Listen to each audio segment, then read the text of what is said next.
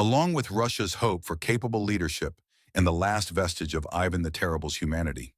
The man who had spent decades annihilating his enemies ultimately destroyed himself. Ivan the Terrible lived for 7 more years after the murder of his heir, yet he was already dead within.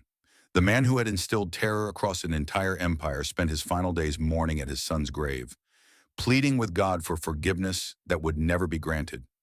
Russia paid the ultimate price for one man's unrestrained paranoia.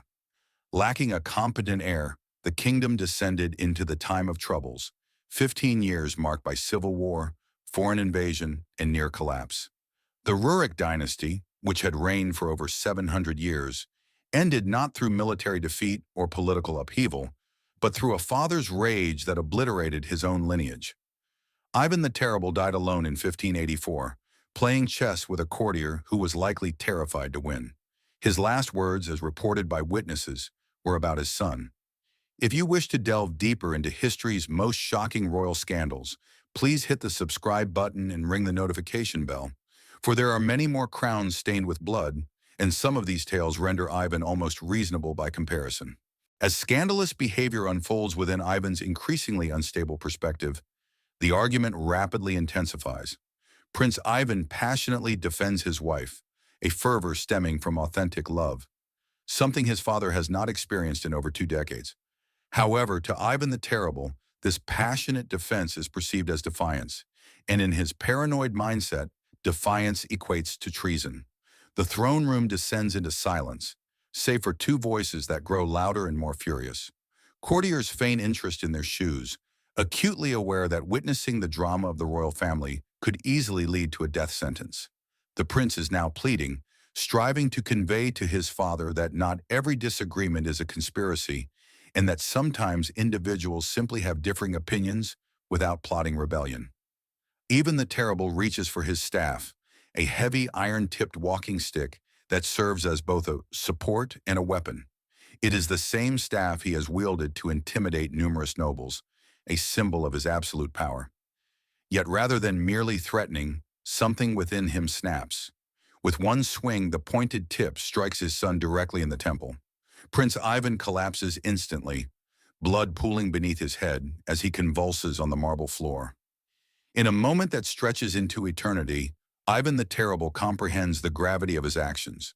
The paranoid tyrant vanishes, replaced by a horrified father. Dropping to his knees, he cradles the head of his dying son. "I have killed my son! I have killed my son!" Ivan screams, desperately attempting to staunch the bleeding with his bare hands. However, 2 decades of practiced violence cannot be undone by mere minutes of regret. Prince Ivan succumbs 3 days later, never regaining consciousness. With him, the legitimate succession of the Rurik dynasty dies. But paranoia doesn't recognize family bonds. How inconvenient for everyone involved. By late 1581, Ivan had convinced himself that his own son was conspiring against him. The evidence? Prince Ivan had been inquiring too frequently about military strategy. He had been meeting privately with generals and had even dared to criticize some of his father's more brutal policies in front of witnesses. The final straw came during a heated argument regarding the ongoing Livonian War.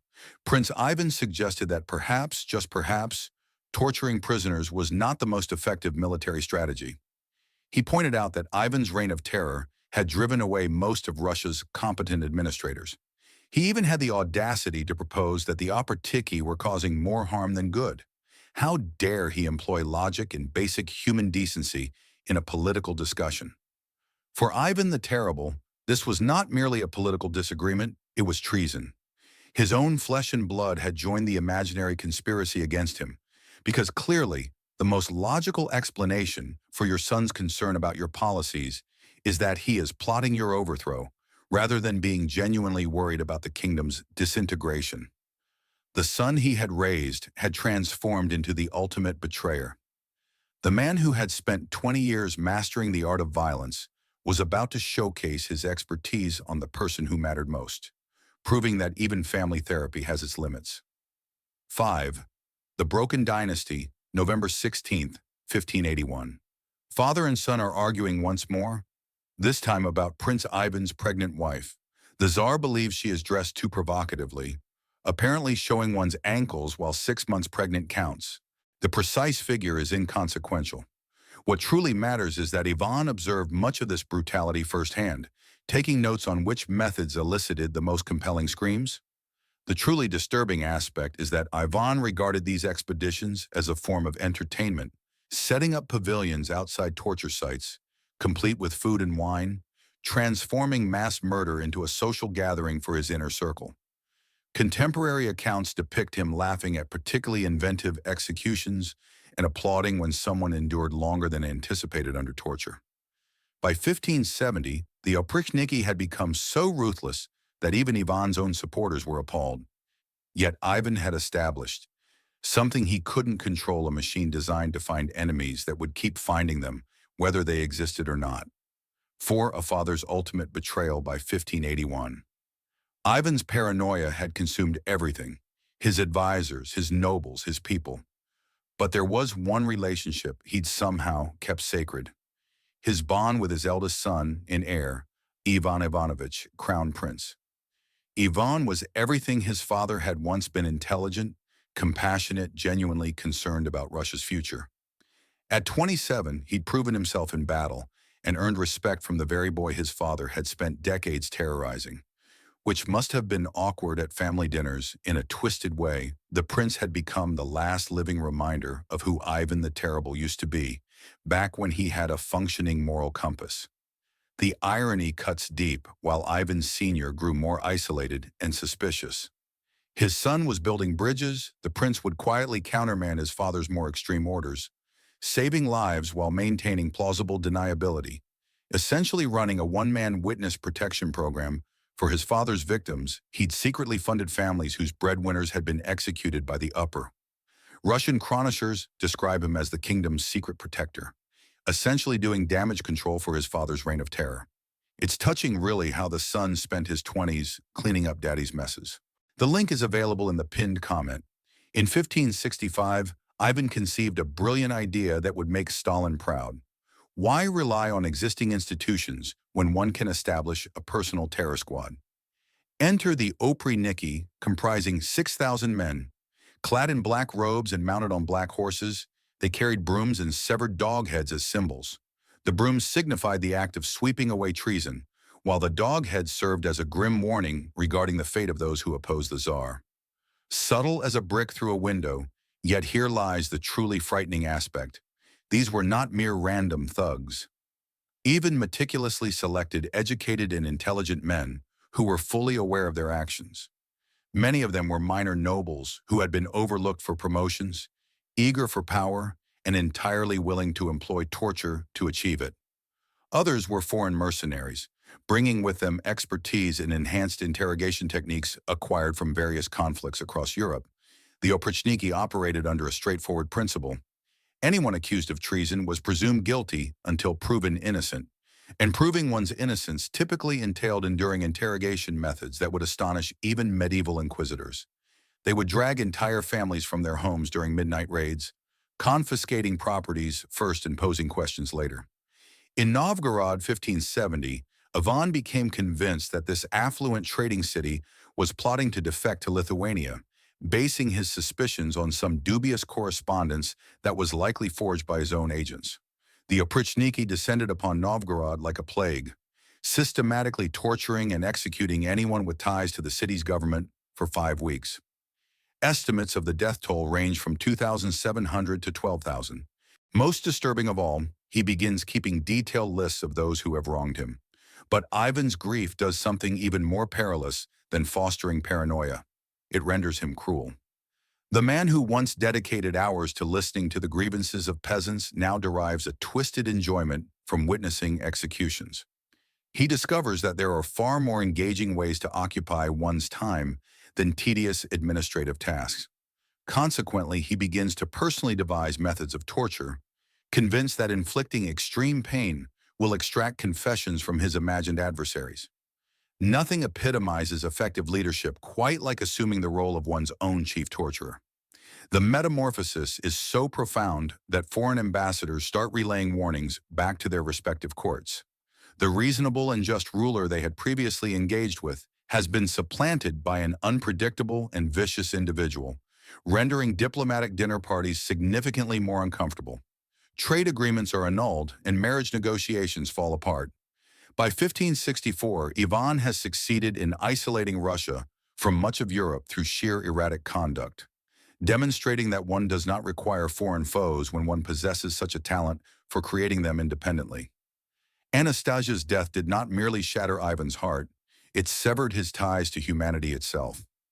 Regrettably, Ivan was on the verge of revealing just how inventive one could become without such inconvenient constraints. What transpired next was not solely personal, it was strategic. Ivan transformed grief into control and paranoia into policy. If you are the type of individual who recognizes how history's darkest intellects constructed power from fear and logic, I have composed something for you. Please explore the ebook, How to Win Any Argument Using Historical Logic. It elucidates how figures like Ivan employed manipulation, fear, and perception to dominate entire empires. Cherished wife of 13 years, passed away unexpectedly after a brief illness. The official cause was natural complications.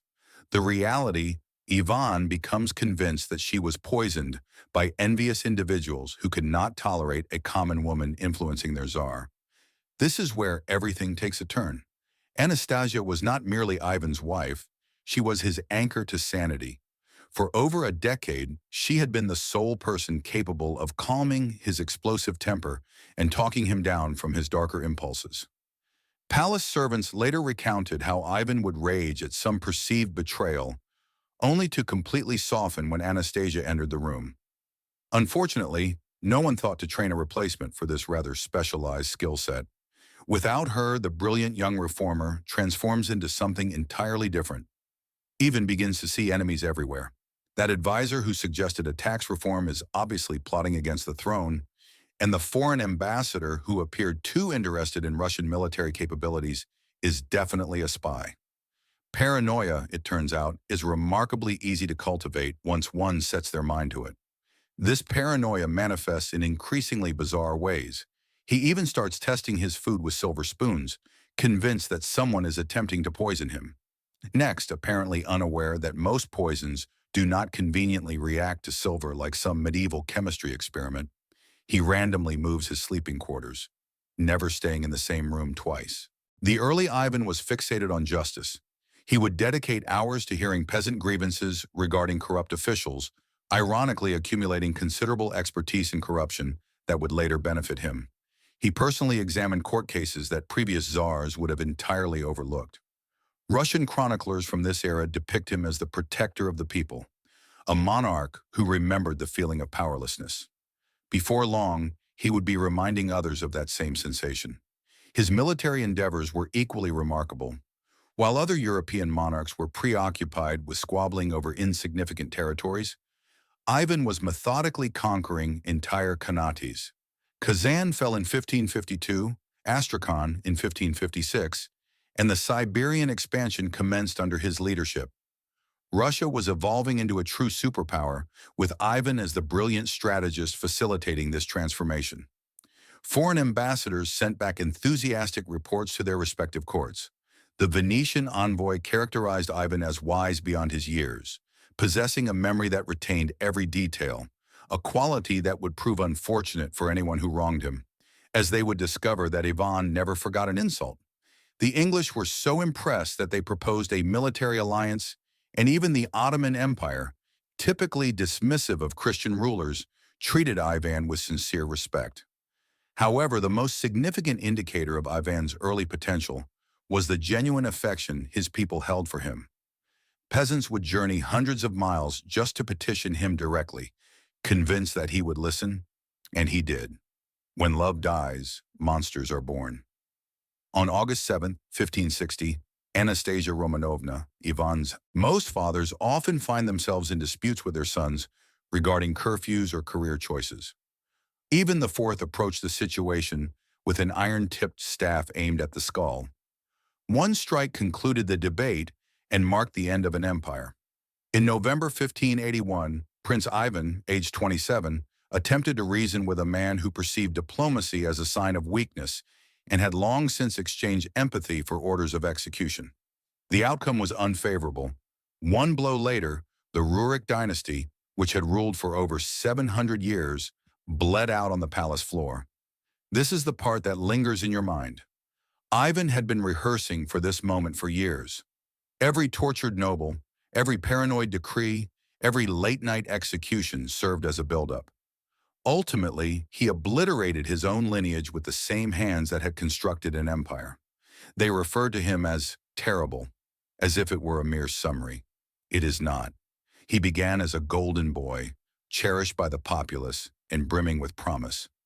What transformed him into a monster was not cruelty, but grief, and that in a way is even more tragic. 1. The promising prince. Russia, in 1547, had every reason to feel hopeful. Their new 16-year-old Tsar, Ivan IV, embodied everything a kingdom could desire: intelligent, well-educated, and genuinely committed to justice. He had already endured a harrowing childhood, witnessing rival noble families literally battle for his throne, while he remained powerless and terrified on the sidelines. However, instead of succumbing to bitterness, young Ivan redirected that trauma into reform.